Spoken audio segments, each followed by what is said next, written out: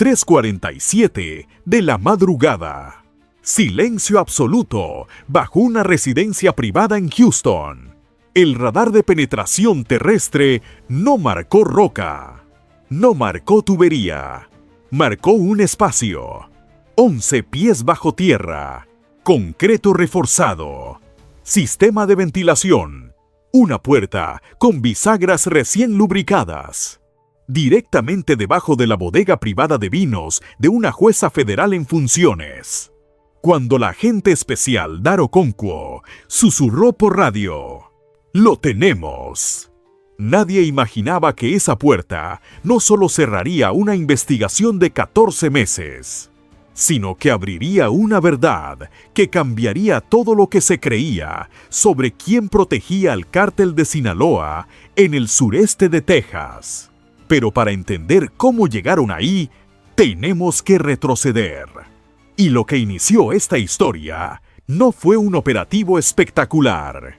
Fue algo rutinario. Un simple control vehicular.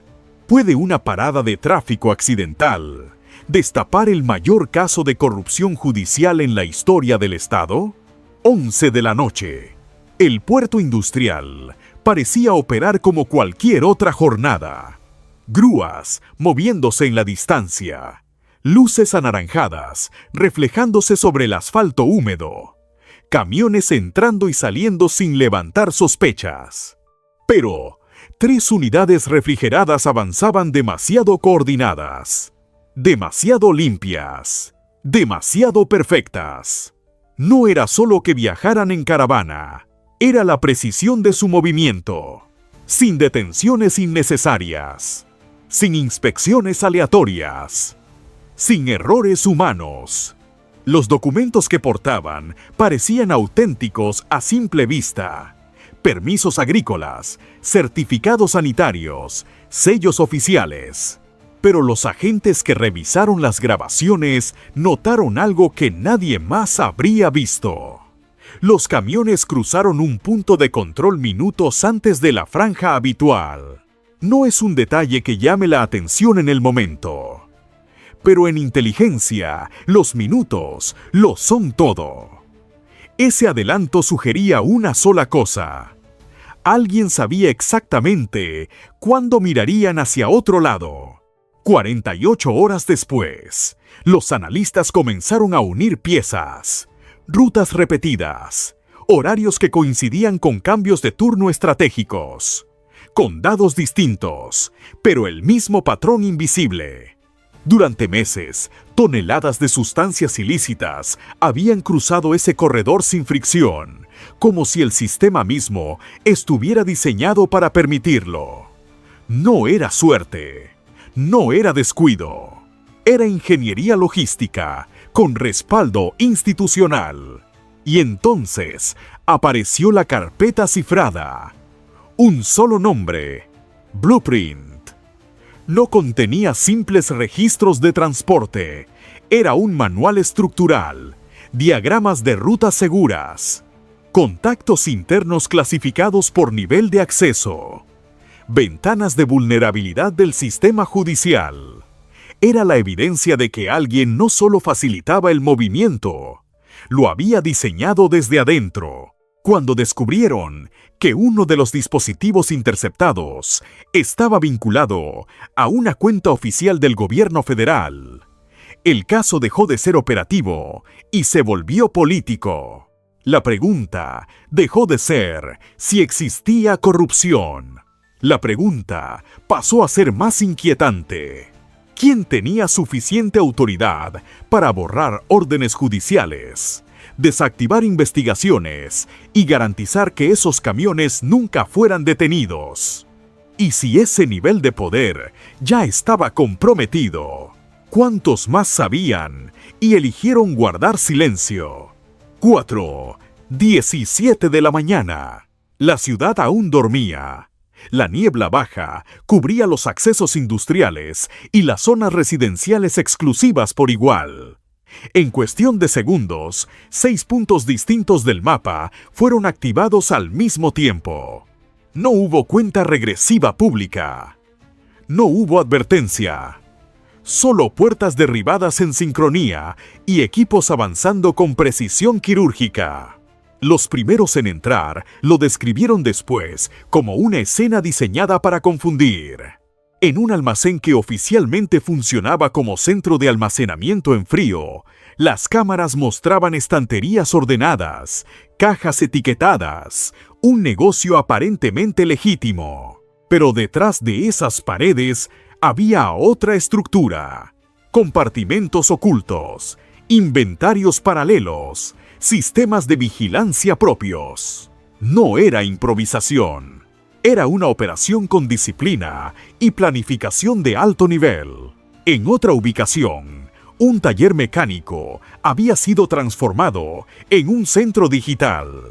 Servidores montados en racks industriales, cableado protegido, sistemas de respaldo energético. No era el tipo de infraestructura que un grupo criminal común monta por intuición. Era sofisticación técnica. Era conocimiento especializado. Y eso obligó a los agentes a hacerse una pregunta incómoda: ¿quién diseñó esta arquitectura? Pero lo que realmente cambió el tono del operativo no fue el arsenal incautado ni el volumen de sustancias encontradas. Fue un detalle silencioso: chalecos antibalas con insignias policiales locales perfectamente bordadas. No eran imitaciones burdas, eran piezas idénticas a las oficiales. Y junto a ellos, documentos internos que mostraban rutas de patrullaje reales, actualizadas, marcadas con códigos que señalaban momentos exactos de menor supervisión. Eso ya no era una organización que evitaba al sistema. Era una organización que lo estaba utilizando. Cuando los analistas revisaron las rutas codificadas, descubrieron que coincidían con movimientos previos del convoy interceptado.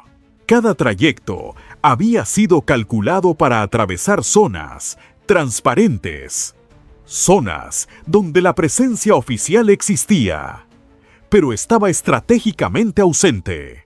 La pregunta dejó de ser si había complicidad. La pregunta pasó a ser más profunda y perturbadora. ¿Hasta qué nivel había sido comprometida la estructura institucional? Y si los operativos de esa madrugada solo tocaron la superficie, ¿qué parte de la red seguía intacta? Horas después, en una oficina improvisada en el centro de Houston, analistas lograron descifrar el núcleo financiero: 14 empresas fachada, fundaciones benéficas, consultorías legales. Todo el dinero convergía en una sola cuenta privada. Un único firmante autorizado: la honorable Isabella René Mercer, jueza federal, con 15 años en el estrado. El silencio en la sala fue absoluto. Pero aquí viene lo inquietante. El archivo Blueprint dejaba claro que ella no era la arquitecta. Era un nodo. Alguien más diseñó el sistema. Alguien con acceso superior. Alguien que no necesitaba pagos en efectivo. Pausa un segundo. Piensa. ¿Quién puede operar por encima de un juez federal sin dejar rastro financiero? El mapa digital del centro de comando marcaba decenas de puntos activos en varios condados. Laboratorios clandestinos, residencias blindadas, casas de tránsito para tráfico humano, rutas marítimas vigiladas. La red no era improvisada, era una infraestructura paralela. Cuando finalmente descifraron la última capa del servidor, apareció el nombre que faltaba: Gordon Harwell Pace, exdirector regional vinculado a contratos federales, acceso a planes de interdicción, credenciales activas, capacidad para anticipar cada operativo antes de ejecutarse. Fue arrestado en un exclusivo club de golf. No pronunció palabra, pero lo que dejó activado antes de su captura fue aún más alarmante. 3 ciudades más, mismo modelo, Misma arquitectura, misma protección institucional. No infiltraron el sistema, lo replicaron. En el último año, miles de muertes por sobredosis fueron vinculadas a esta red de distribución. Más de la mitad involucraban fentanilo proveniente de ese corredor protegido. Sobrevivientes de trata fueron rescatados durante los operativos. Algunos preguntaron si realmente eran libres. Un joven creyó consumir un analgésico. No sabía lo que había dentro. Una madre dijo: nadie lo detuvo antes de que llegara a mi hijo. Esto ya no es una historia de crimen, es una historia de silencio institucional. ¿Cuántas decisiones firmadas con tinta legal terminaron costando vidas? El último archivo no era financiero, era un listado. Oficiales, agentes fronterizos, legisladores, jueces, pagos mensuales disfrazados de honorarios legales, rutas alteradas, casos desestimados, leyes frenadas en comités. No eran manzanas podridas. Era un sistema alterno funcionando dentro del oficial. Y mientras Houston celebraba el operativo, los analistas ya advertían algo inquietante. Esto es un modelo replicable y ya está activo en otras ciudades. La verdadera pregunta no es ¿qué tan profunda fue la infiltración? La pregunta es ¿cuántas más están operando ahora mismo?